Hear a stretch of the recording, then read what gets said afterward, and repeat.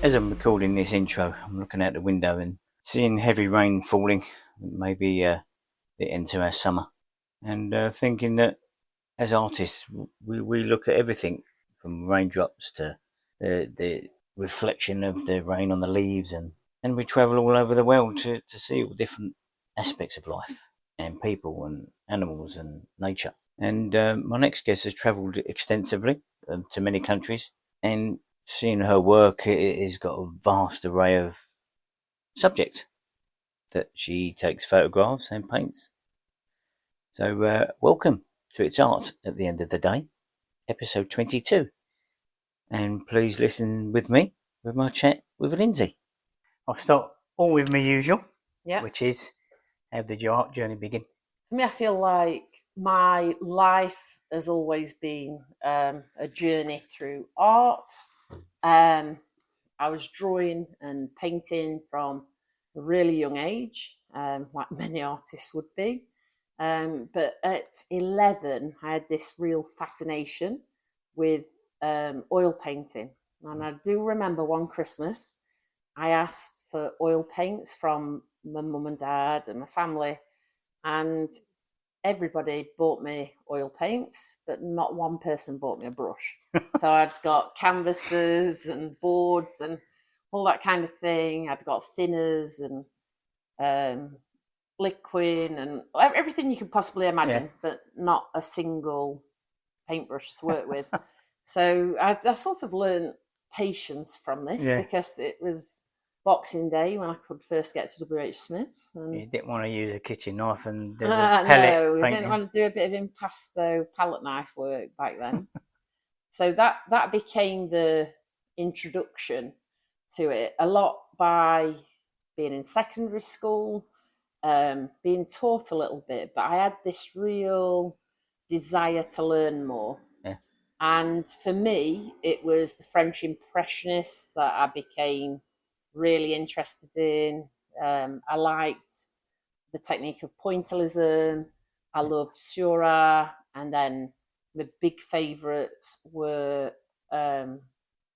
Constable, Turner, and Camille Pissarro and Claude Monet. They became my life of art, as to who I looked up to all the way up until university when I studied visual art. So you see them early on when you start. You see that all that early on, like so from being 11. That's sort of like the reading that I did. I also started teaching art very early on because my art teacher for sixth form was absent frequently, so I taught the lessons. So I used to go to the library where I would research what anybody wanted to know, and then I'd go back with some of the books that I'd borrowed or with some of the artists that I'd found, and I'd teach the other students about them. So sort of any technique they wanted to know, if I'd not read about it, I would practice, as well as my mum and dad. Although, my dad was a miner, my mum worked in a factory, there's no reason at all as to why I should be having this when everybody was having like Jackie magazine and pop. What kind of pop music magazines? I had Artist and Illustrator magazine, and it really was a fascination. I also remember being maybe 14, and I'd seen Jorah's great turf work, piece of turf. And I went out into the garden and I dug up a piece of turf and I brought it back in to really, really interrogate it and to study it. So, I think without great guidance, I always had some quest for knowledge and looking at techniques and things like that. So, there's always, living it, teaching it, and doing it is living it, that you are like in the art, whereas I do feel like my entire life, particularly since university, has been a life of art. So it started at a young age. I also am a daughter of a gamekeeper, so my dad was a coal miner and a gamekeeper. And when it was not his time in the pit, I would be down in Clumber Park, walking the fields and looking at the trees and learning about nature. Yeah. So the fact that I paint landscapes these days is no sort of big surprise. Yeah. And the fact that my fascination was with Constable, Turner, Monet, Pissarro, you know, like you're going to be a bit obsessed with the things that you see. Yeah, yeah. And so look into nature. That's what ends up in your heart, and that's what you put out on canvas, isn't it? Whatever you see, and you represent that. Yeah. But yeah, you have got, show me all your work. You have a vast difference of work, don't you? Yeah. So throughout my career, once I reached university, I realised that people didn't have the skill and ability that I expected people to have at university. Yeah. And this notion of being able to draw was not what was required. So for me, I decided that the most difficult thing was to paint a straight line.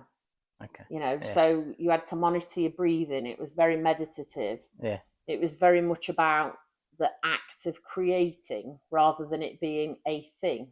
Yeah. So I got very involved in looking at Bridget Riley's work, and I could have actually gone and worked for her at one point, which never came about. But it was very interesting all the same. And I went out to Cyprus College of Art. While I was out there, I looked at the mosaics that were the Greek Cypriot mosaics, and I loved the sort of waves patterning and things like that. And then the fact that they kind of go around and around and around, and it's almost like the mandala. It's like that meditative notion of it that I just loved being immersed in just painting that simple thing of a line. Yeah.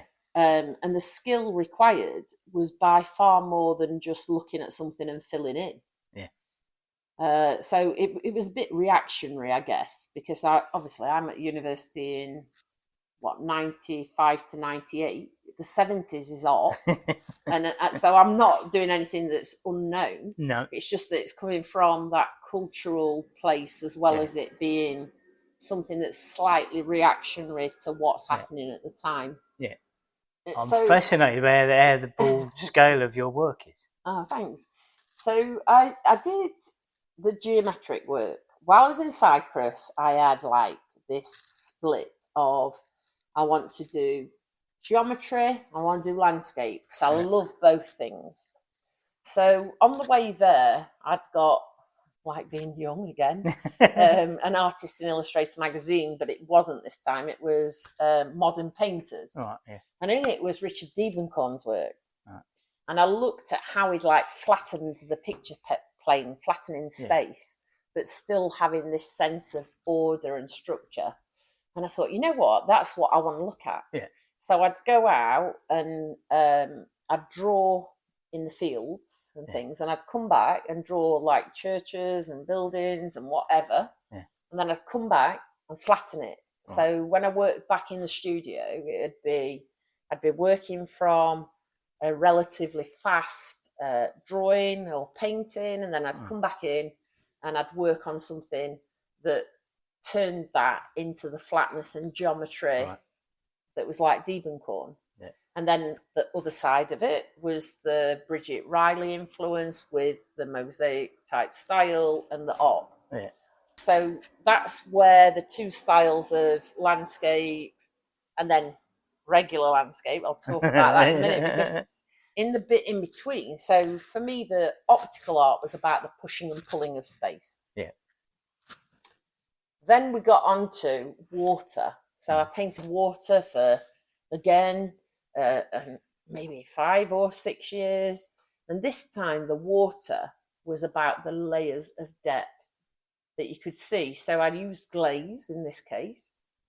I used acrylic, ink, glaze, and I wanted to see the depth that I could create. So where I'd got that pushing and pulling of space and illusion within the optical paintings, I wanted to see this depth that I could create through building the layers of glaze up. And I was looking at koi carp, so it's coming from nature again. And I'm looking at koi carp, and this time I'm seeing them darting about, and I want to get that movement. I also went out that summer and I studied in China, and it was like torrential rain season out there.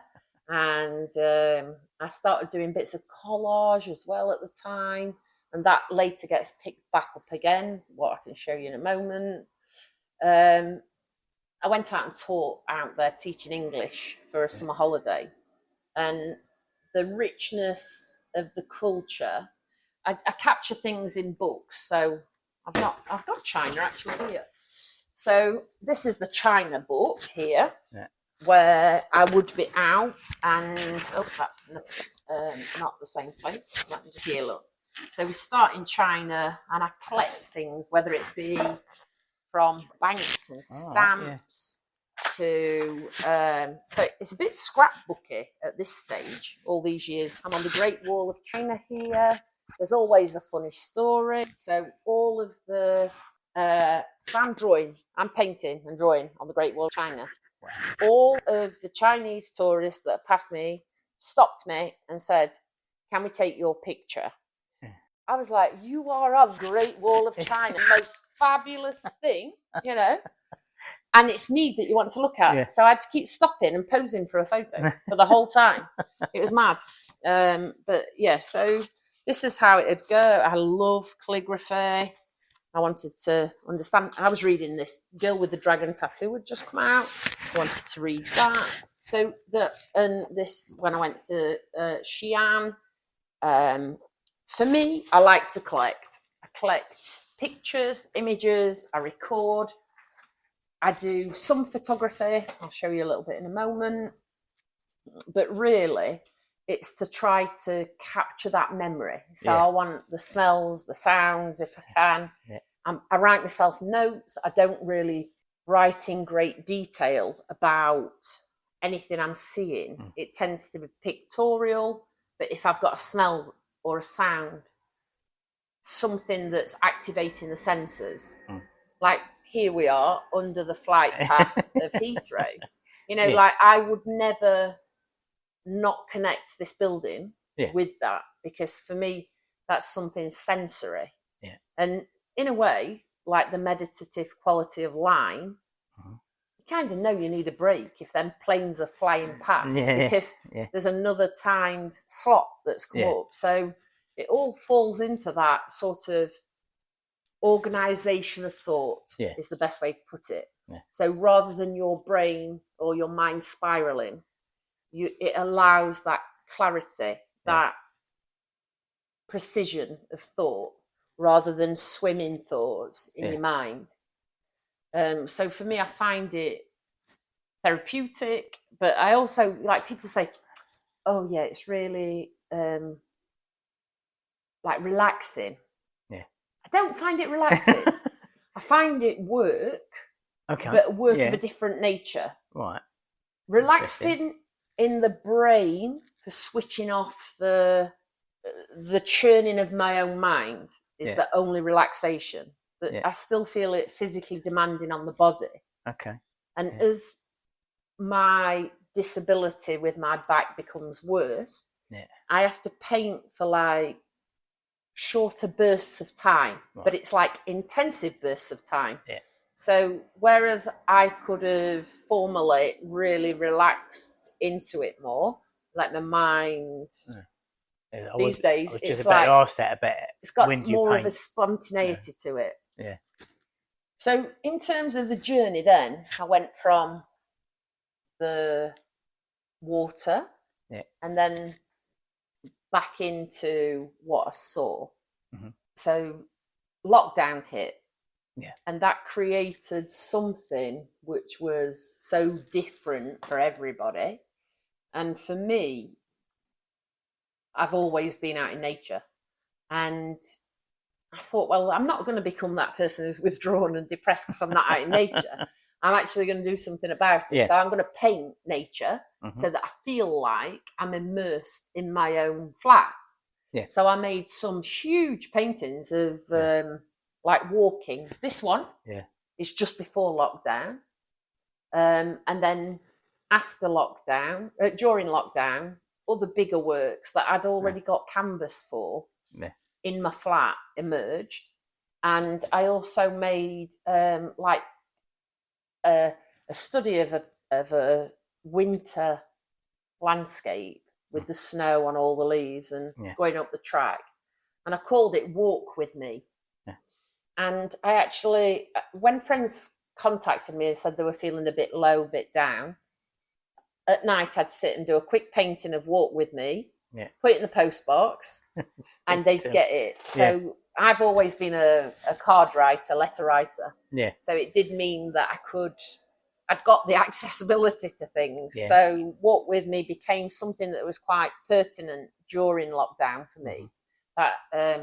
And then when lockdown was really upon us, no, actually, before that was the second lockdown when I was doing the Walk With Me series. Yeah. When lockdown hit, my mum, she was in her late 70s then, didn't want to be alone. So I went up north, which was for a time of over 100 days. And each day I would go out, and we'd got that time where we could go out and walk. So I went for 20, there's nobody up in Notts. I walked for 20 minutes. I drew 20 minutes daily. So I created these tiny books of the journey. Yeah. And then as the days went on, obviously, the book finished, I had to get another book.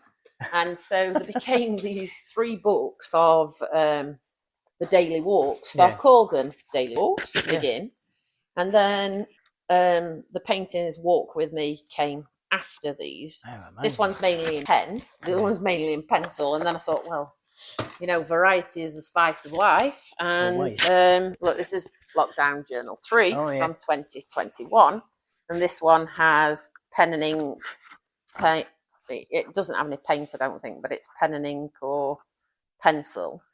And each day I used it like a mantra, like a meditative thing to go and draw and come back. Now, because I teach, I don't have that same time as other people. Yeah. So I can be at work and teaching for up to 12 hours. And then when I'm finding time for what I do, well, I find time for what I do while I work sometimes, because I demonstrate. So like when I teach sixth form, I can be working on something that is actually going to inspire them. Yeah. So when I'm finding a subject, it tends to be something from what I'm working on, because I'm practicing it before I get into my classroom. Yeah. So then I can demonstrate better. Yeah, exactly. Yeah, definitely. And although like I know my skill and my craft very well, I think there's nothing greater than practice. So before any session, I've usually done something. Yeah. When I left one of my schools, my colleague said to me, do you know that there's like a self-portrait from, I've found like 6 or 7 of them. And I remember a colleague leaving and I'd got a pile of his as well. And I said to him, Dave, do you want these? And he said, well, every year I did one to show the students. And I think, well, yeah, it's quite an interesting documentation. Oh, yeah, yeah. Quite often I wouldn't finish mine because I'd be working on it as I was teaching the kids, as Dave would have done his as a piece. But yeah, it sort of set something in stone as well as to what to do in the future. So lockdown brought out lots of these kind of paintings. The colourful work came out slightly later, where I'm working with a different colour ground. So that is pretty much where I'm to right now. I tend to go on holiday and produce things like this. Yeah, so the panel will come with me in my backpack. I take a very small set of like a trial oil paints. Yeah. And I'd have pre-primed my canvas and my board, or canvas or paper. And then I take it with me and make it there. Yeah. So everything is done on plein air, in situ, alla prima. So within that one time. Yeah. So that's what I pulled this out to show you for. That one there, the black and white one. This one, I went on. So before lockdown, I'd gone totally into grayscale. Yeah, that's I had I love that. 5 years maybe of painting grayscale. And I did some with palette knife, some that was textured, some that was... that is beautiful. That is really nice. Some that had chalk powder mixed in it, so you got a little bit more texture to it. Yeah. And this is in Cumbria, where my friend, who's also an artist, is. And this painting is actually what I class as imagined space. Right. So it's like, it's made up. It's not something where I've sat like this and I can see it and it's literal. Yeah. This one is like conceived space where I've thought about, it's from a photograph firstly, but then I want to get you into the picture. Yeah. So part of it is genuine. Like the scale of the posts is not genuine and the depth of the lines is not. It's just like manufactured space. Yeah. And the house, were it to be real, it's like a little speck, like this big. So it's magnified by, I don't know what percent, but it's very big compared to what it would be. So I don't know whether the camera can see that one, but I'll give a little pan round and we'll see. This is the painting we're talking about. It's called Connecting Lines That Follow the Telegraph Poles, and it's of Cumbria.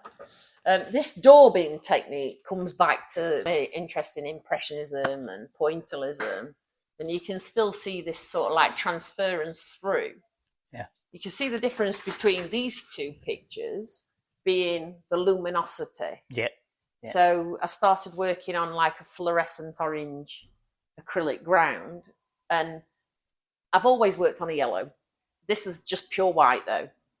Pure white ground, and just looking at complementary colours more than anything in this. Colour theory is something that's always interested me from learning about it with George Storer. So this has got the vibrance that this lacks. Yeah. So I like that sort of pop in colour. This is something that I would be doing as well. You will find me sat inside a woodland just looking at colour, like these browny, orangey, red trees against that green. So you prefer colour to doing a graphic? Well, after doing it and then lockdown hitting it, it sort of felt like, like the world had changed. So the black and white into the colour became something that was quite important to me. Yeah. It felt like I'd gone through that veil. Yeah. And unlike, you would imagine it went the other way. You would imagine that you go through the colour, then into the black and white. Yeah. But there's quite often something that is a catalyst. And for me, lockdown's quite positive because it meant that I was in one place. I travel frequently. Yeah. And there was no travel. It meant that I was actually surrounded by art because in my own flat, it's like a studio in the living room. So I was surrounded by art. I couldn't get away from it. And all the things that I got everything to make things with. I didn't need to send an order out to Amazon. I've got a shop pretty much in there. So it just became a real natural thing to go from grayscale into colour. Yeah, no, I think. See, I do love the black and white, the grayscale. That's sort of a lot of my photographs are. But I see that when we walked in. That's standing. So I take photographs as well, and so you prefer colour to the grayscale? I do in painting, but in photography, I think there's something that is really beautiful about black and white. And over the years, I've been involved in different things. I like the idea of traveling, but I like the idea of living a life through what you do in terms of art as well. So for me, as a teacher, wherever you go in the world, if you have the language of art, you don't need the actual spoken language, because you can demonstrate it. Yeah. So I would go to Uganda and do workshops in schools. It's a very long story as to how I got there, but here I am at 27, and I'm showing children a Polaroid photograph as it develops, which is like a magical thing to anybody, whether you're a photographer or not. And we'd taken a Polaroid camera and some film, some cassettes, and sure enough, that's what that is. And these children were like, wow. They will remember that for the rest of their lives. But interestingly, I also did a workshop, and in that workshop at that time was a young man who later went on to become an art teacher that I carried on working with. So this is in Uganda. Yeah. I went there to document what was happening with the Lord's Resistance Army back in 2004. And since then, I've continued to go. In 2006, I did a big project with a school that I worked at, and we raised collectively with an artist called David Odwar just under £20,000, and we set up an art centre in Gulu to help people rehabilitate after the war had ended. So it was. We later put computers in, donated by a school that I later worked at, that were no longer used. And we set up the first internet cafe and all of that. So I went and did some development of teachers in schools. Yeah. And, that has been something so beautiful that I've been able to do through the medium of art. Yeah. It's just something that enables... I'm sure you inspired many. Thank you. And then this one, so the earthquake in Nepal, the year that the earthquake hit, I'd just been out in the summer of that year to Nepal. Yeah. And I'd been to an orphanage, and I'd been taking some little sort of apron type dresses that children had made from school. It was called Dress a Girl Around the World. Right. I'd taken some out, and I wanted to go to somewhere to give them. And the lady who I was staying with said, I know an orphanage, let me take you there. So we went there. Then lo and behold, like in the October, that was in the August, in the October, the earthquake hit and everything collapsed, and there was total trauma. That October, while the earthquake's still happening, I thought, no, I have to fly back out there. I can't get these children out of my head. There was 6 girls, 6 boys. And to cut a very long story short, what had happened was when the border between the countries of India and China, when the Nepalese tried to get out, when there was it's not an influx, it's like an outpouring of people, the child traffickers got involved in a big way, and they were trying to traffic kids. And ultimately, from me sending somebody to the orphanage to check on the girls, they triggered a call to the police, and we managed to intercept some kids. Yeah. And they were brought back, and my friend took them in. She had a charity status, and she could look after them. And then she later set up her own charity and orphanage and blah, blah, blah. Yeah. So at that time, I went to this place, which was Back to Poor. It's called Back to Poor. And this is the actual damage and devastation. Wow. So people were still trapped under this rubble at the time. Yeah. So the armies were brought in to clear the rubble. And I had I don't know whether it's privilege or shock or whatever, to walk around and see how people were living and what was happening at the time. A little bit like Uganda. It's like when you do photography, you're capturing that moment in time. Yeah, you do, and so it becomes an historic document as you move forward. And these 2 children are sat here in this photograph that I captured. If you look here to here, if you look at the 2 photographs, you'll notice that in both, there's me showing somebody one, a picture developing, And in this one, the lady is showing again. And it's almost like the reenaction of that photograph, but at a much later date, totally different place. But I'm not in the photo. I'm not really particularly interested in myself, if I'm honest. My friend shot this under my direction.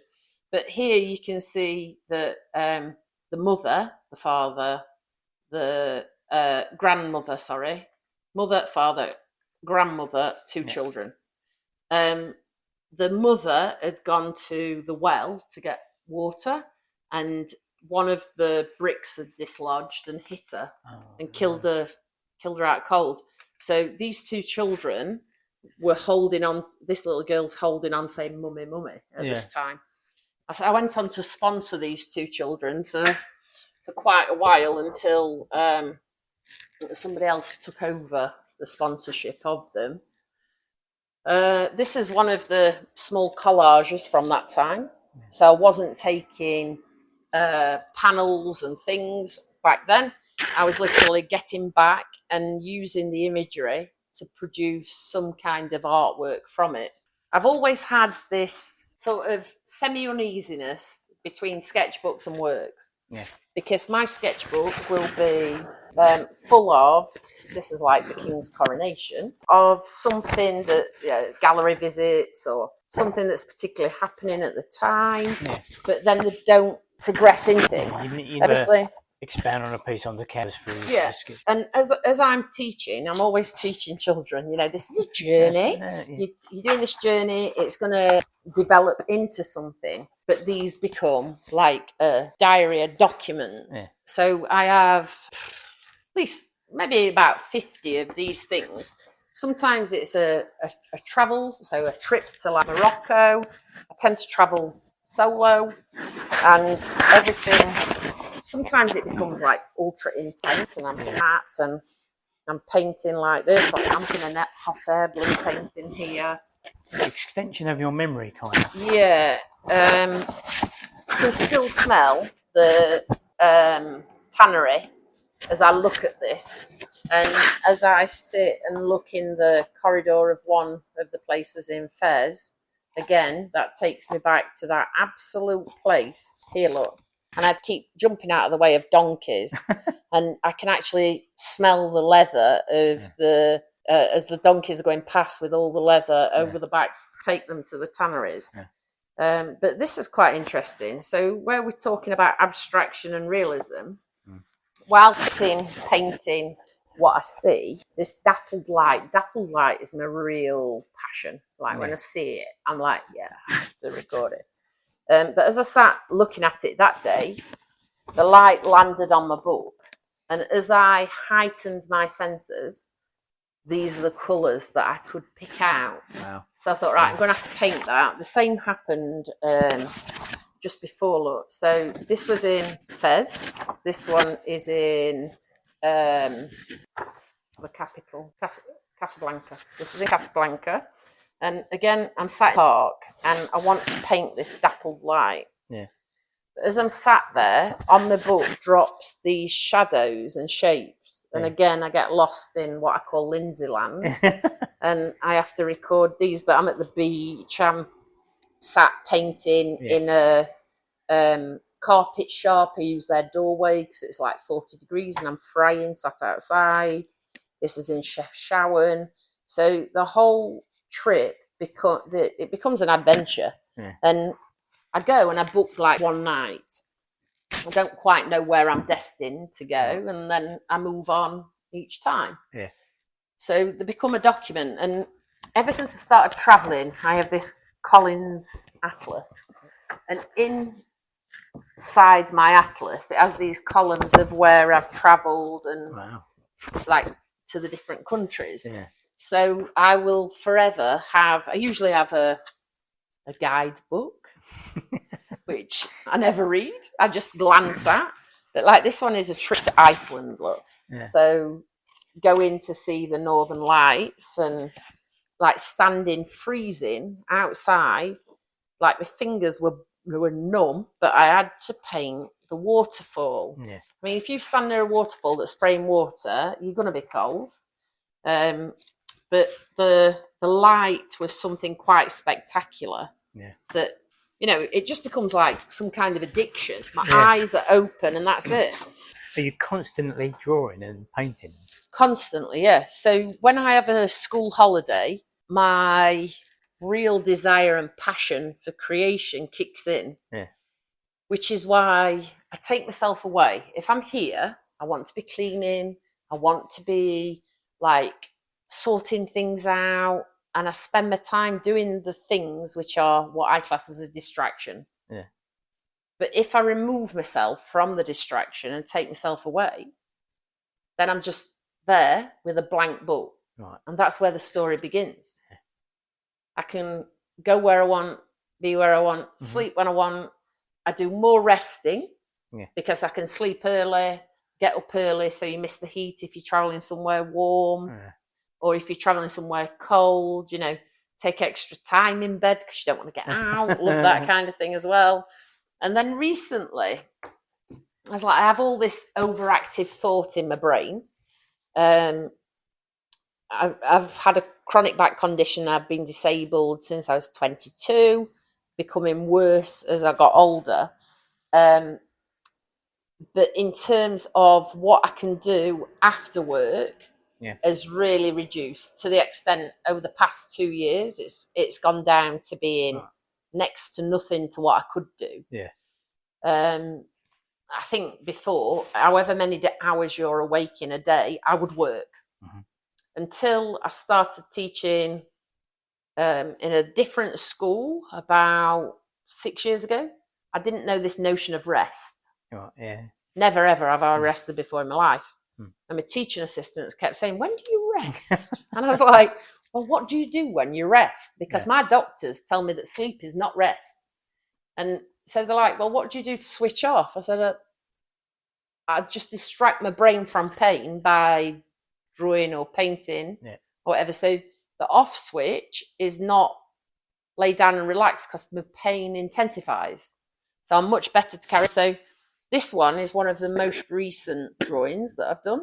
So where I haven't had the time, the energy, the capacity to do anything creative, I've sat with a bit of mount board or a bit of paper and I've looked in my sketchbooks and gone, I like this by Franz Marc. I'm going to draw that again. I like this from that exhibition. I like this from the exhibition in Walpole Park. I'm going to use that again within my work and try and compose. So using my skills in composition and just looking at the colour balance and contrast. Not colour balance, the contrast between the black and the white in this. So I think we all have to find our purpose in art or through art. Yeah. So it's a bit of both, for me, isn't it?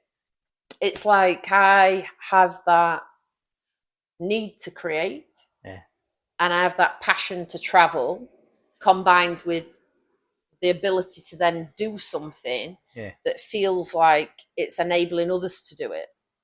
So I've been teaching for 25 years in secondary schools, and I've had lots of students that have gone on to achieve by far more than me. But in terms of me, I like to inspire if I have that opportunity, whether it be from traveling to a country, bringing back artifacts, an ephemera, anything that I can get my hands on that is going to educate about the world. Yeah.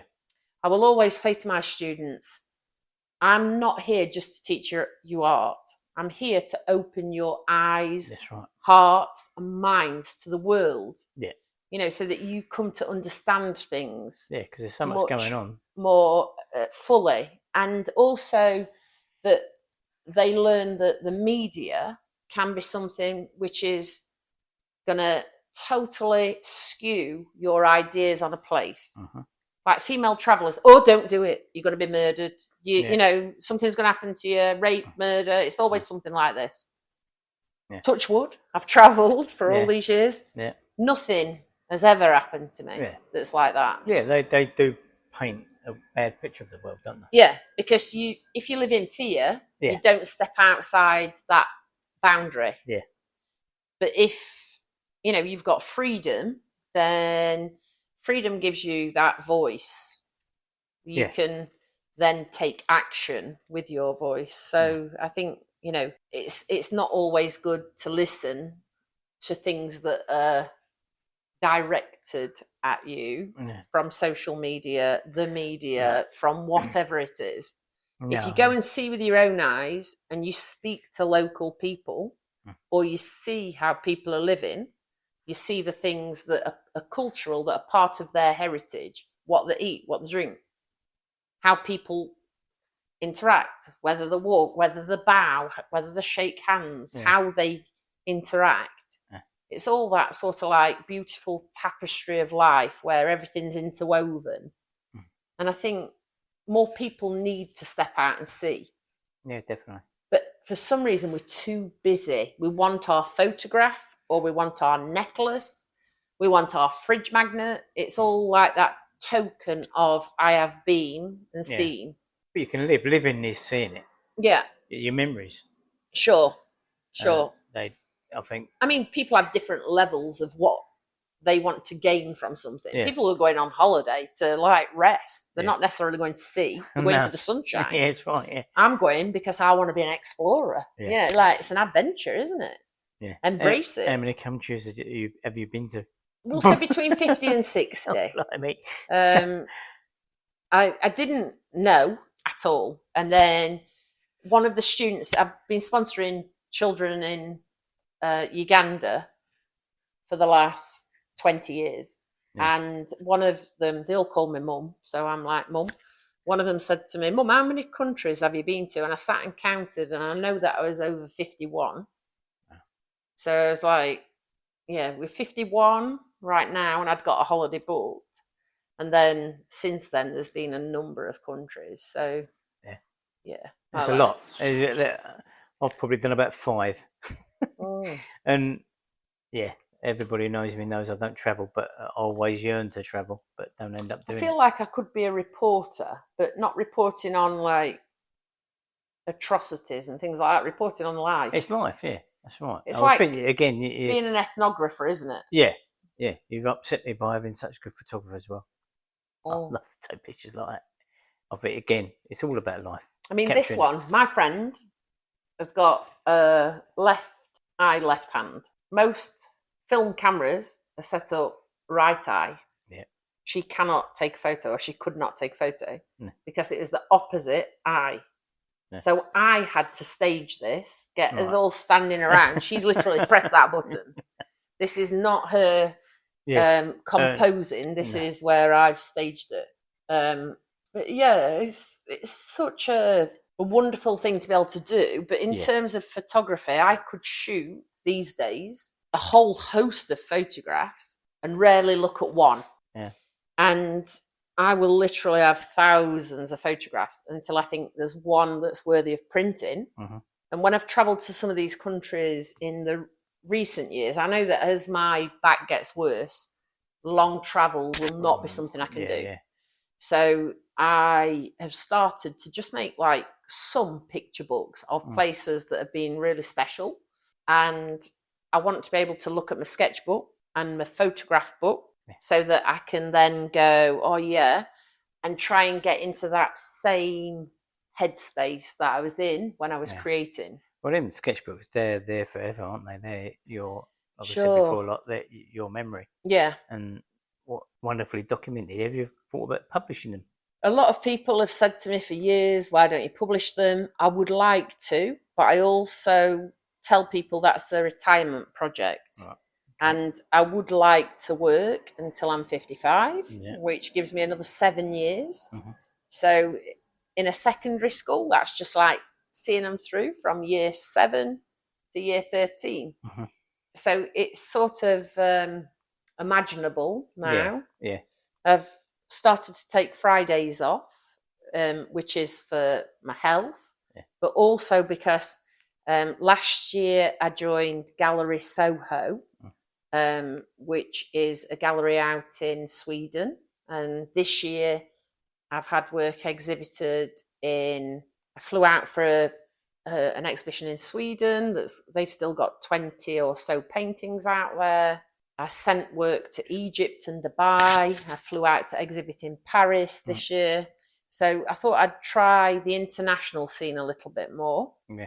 Today we're standing in my studio, which is it's Redley's gallery and studios in Isleworth. So this is Redley's studios that used to be a beautiful Victorian stable. Yeah.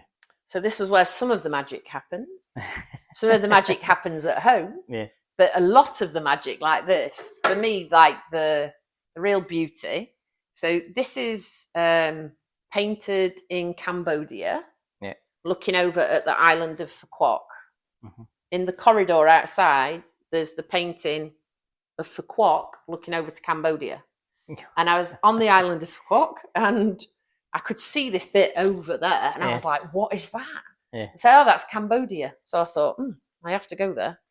And so I flew over to Cambodia, and this rickshaw was parked in there's always a story with me. Yeah. So got to be that, I booked myself in at what I thought was quite a nice hotel by the sea, because I wanted to be on that coast. Yeah. I'd looked specifically.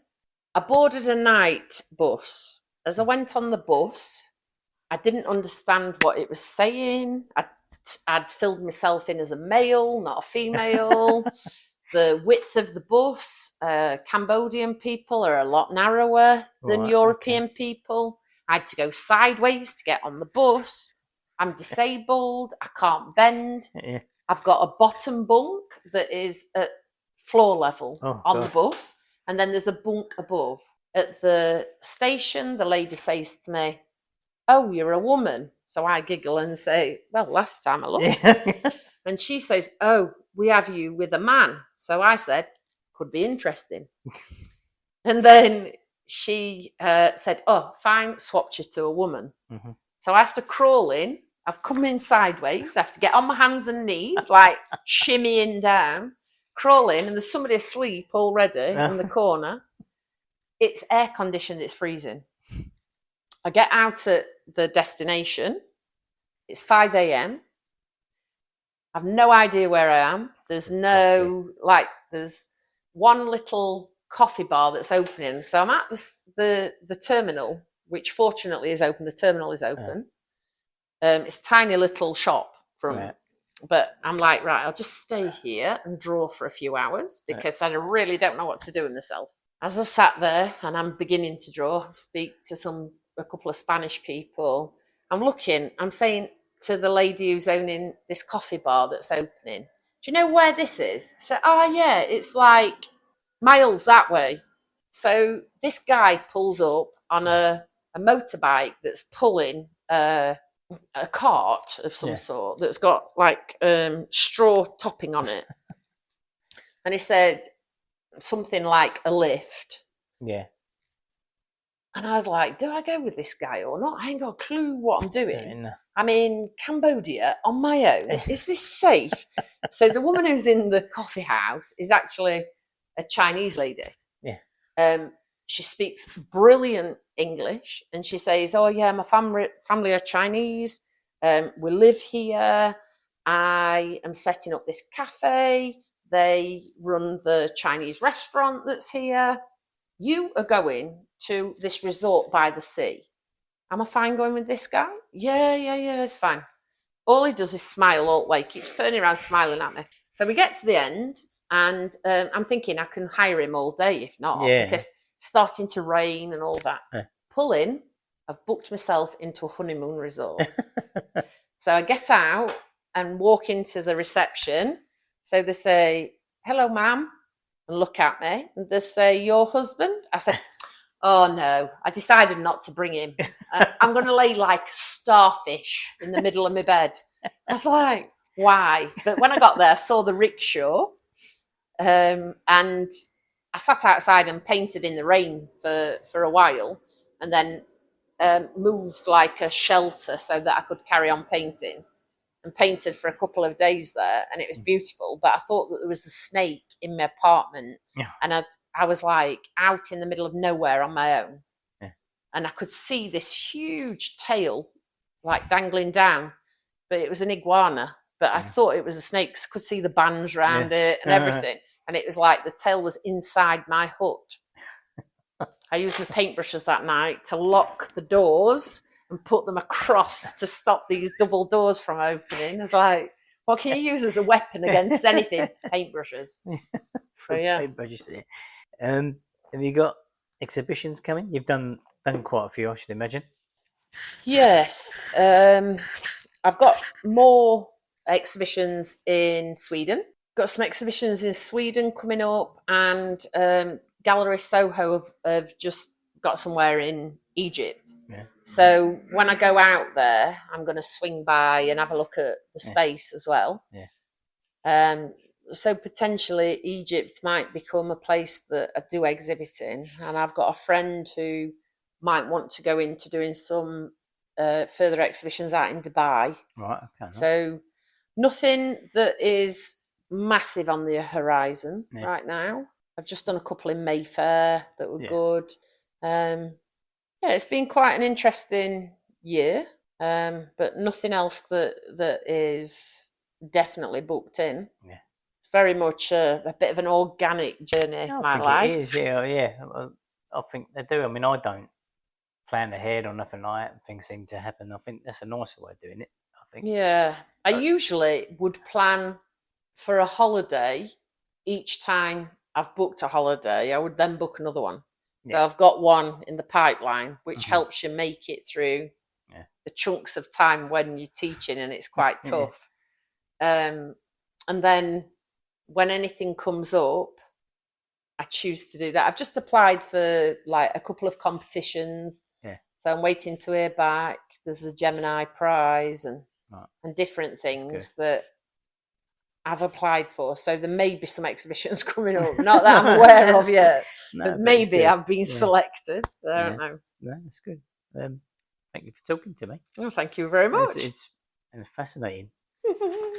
Thank you very much. Thank you. And thank you very much to Lynsey. What a fascinating conversation that was. And learning all about her artistry, extensive travel and adventures that she has along the way, and the people she's met, and documenting in those fascinating little books, and the vast genres of art that she practices, which is amazing. So I hope you enjoyed that, and please come back for episode 23 in the usual 2 weeks' time. But please, if you wouldn't mind, please like, share, tell people about this podcast, and speak to you soon. Thank you very much. This was It's Art at the end of the day.